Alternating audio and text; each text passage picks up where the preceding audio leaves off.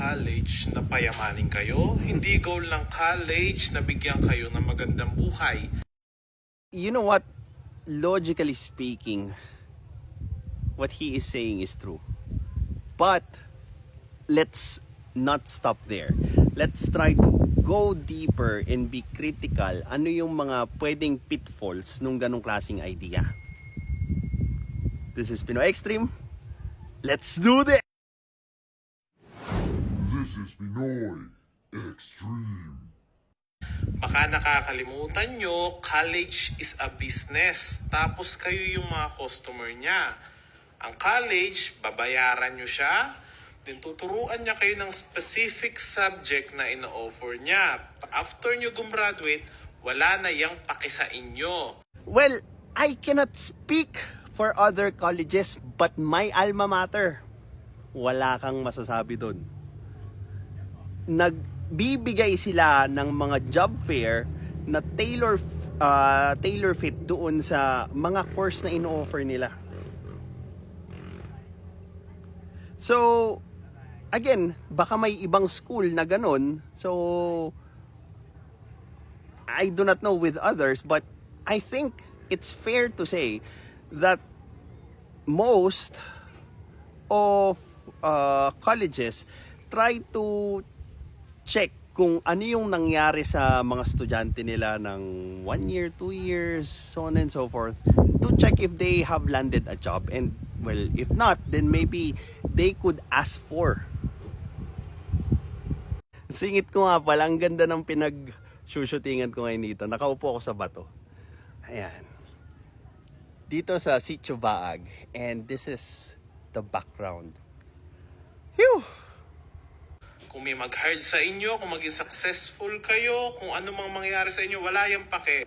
On the other side of it kasi, a person, a group, your family, your friends, a company, an organization can help you up to such. 'Di ba? Ngayon, most of the effort should be coming from you. Pucha, binigyan ka na ng skills ng schools mo. 'Di ba? Gamitin mo naman 'yun. And speaking of skills, 'di ba? Marami naman yung nagigain mong skills kahit na yung mga subject mo sobrang layo doon sa field na gusto mong kunin. Okay, like for example, ako, philosophy. Pero hindi naman ako philosophy na subject, di ba? Pero bakit meron kami na ganun? Let's dig more to that later. But again, yung tulong na pwedeng ibigay ng ibang tao or grupo sa'yo is very limited. Ngayon, anong pinakamagandang gawin para doon sa individual na yon? I think the best way is to be able to learn how to adapt doon sa current needs ng market na kung saan mas mataas yung tsansa niya na makatungtong sa isang trabaho. O baka idahilan nyo na naman. Kaya nga namin binabayaran para maging maging automatic, maging instant, maging kusang lumapit sa inyo yung success. Walang ganun. Walang ganun. Ano yun? Innate yung value mo. Hindi ka naman pinanganak na na maharlik Ano, umutot ka ba na CK1? Para masabing, 'di ba? Dapat sila yung lumapit sa akin. Anong value mo? College graduate ka pa lang. Di ba kayo nagtataka na mas accessible yung mga universities at college ngayon? Ano ba dapat? Tangina. Ano dapat ba? Hindi na rin nating pag-aralin yung mga babae kasi let's make college less accessible, di ba? Ay, nako.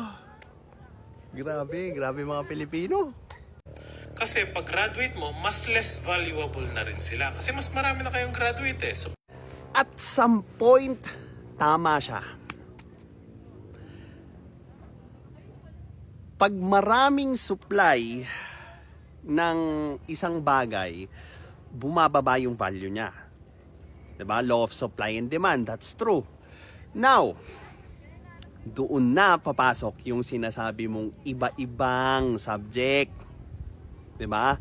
Kasi pwede na silang kumuha ng ibang klasing linya, closest, or even kahit yung totally unrelated doon sa trabaho nila. And there's nothing wrong with that.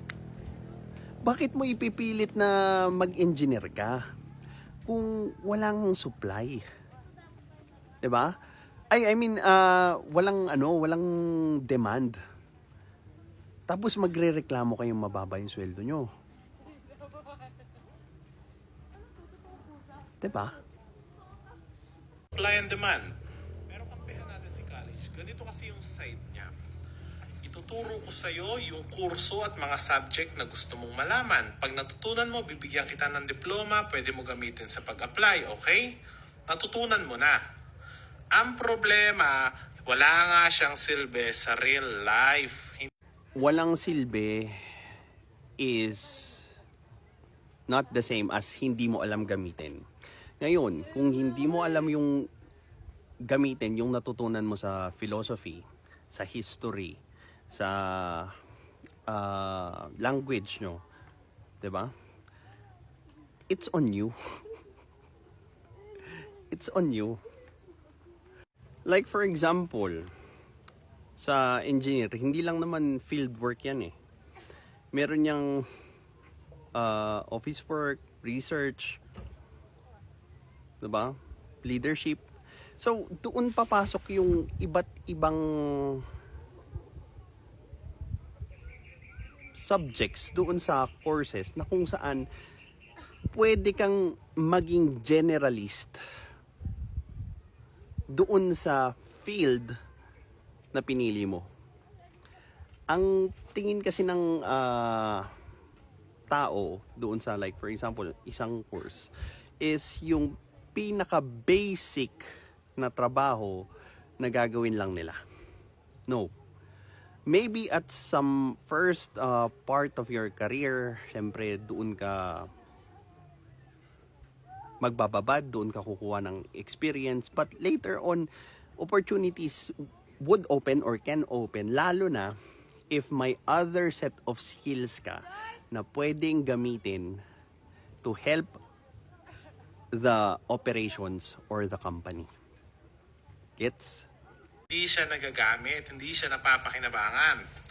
Kung talagang may silbi yan, dapat yung ibang subject dyan palitan ng self-improvement, life lesson, hustle, diskarte. Hindi yung kung ano-anong subject na hindi mo naman magagamit. Well, that's on you. 'Di ba? Binigyan mo ng brilyante ang isang unggoy. Tapos ang ginawa ng unggoy, binato lang. So, see the analogy there. Binigyan ka ng isang tool, pero hindi mo alam gamitin. Maybe for some reason, kasi siguro hindi ka nag-college or hindi mo siya natutunan ng maayos nung college ka, so on and so forth. But at the end, it's on you. Imagine, kumuha ka ng engineering, dalawa doon, subject ng engineering, yung 30 plus, kung ano-anong bullshit na iba-iba na hindi related sa field na kinuha mo. Well, because after we graduate sa kanya-kanya nating mga courses, pinaka-basic yung meron tayo. Ano yun? Theories. Maybe very small practical, lalo na sa mga lab activities or OJT, so on and so forth. But, well, pwede nating sabihin, we do not have any experience yet. And you can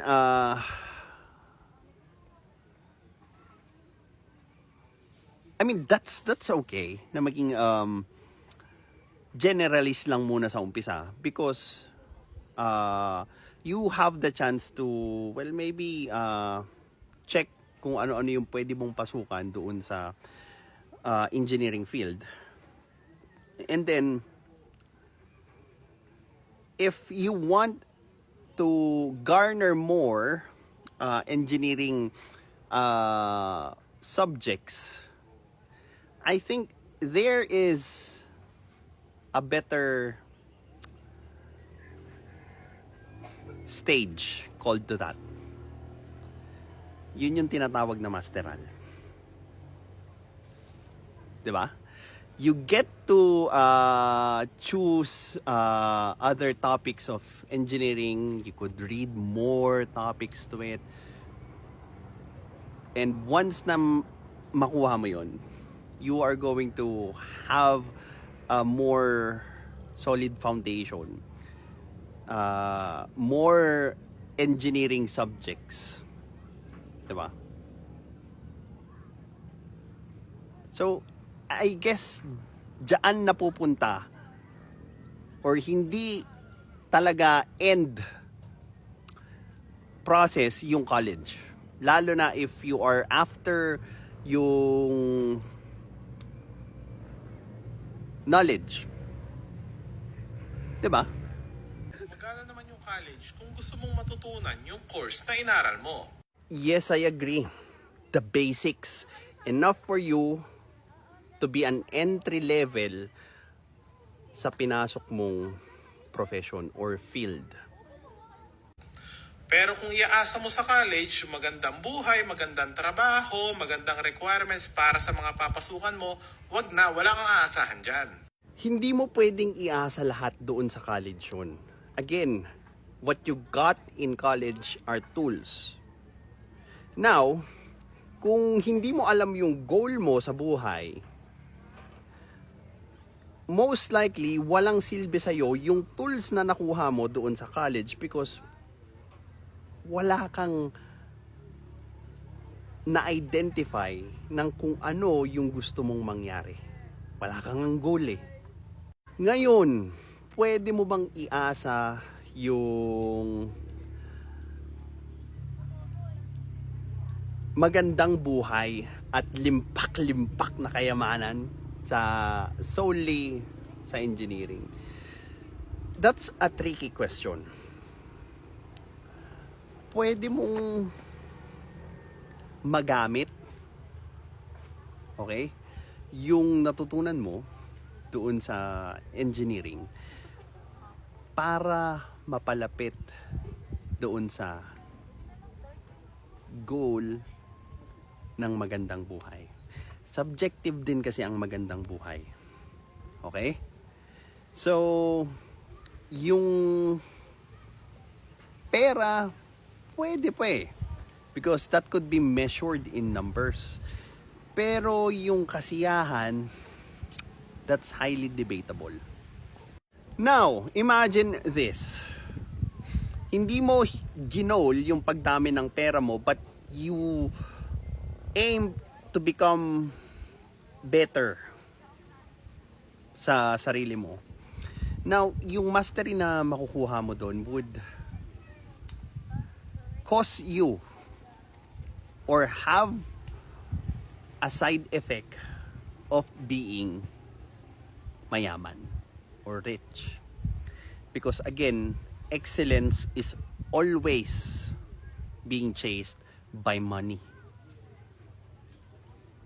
Gawin mong stepping stone yung college mo to have an access with experience, tao, resource, pansamantalang resource habang nag-i-improve ka pa ng iba pang knowledge sa field na nakuha mo.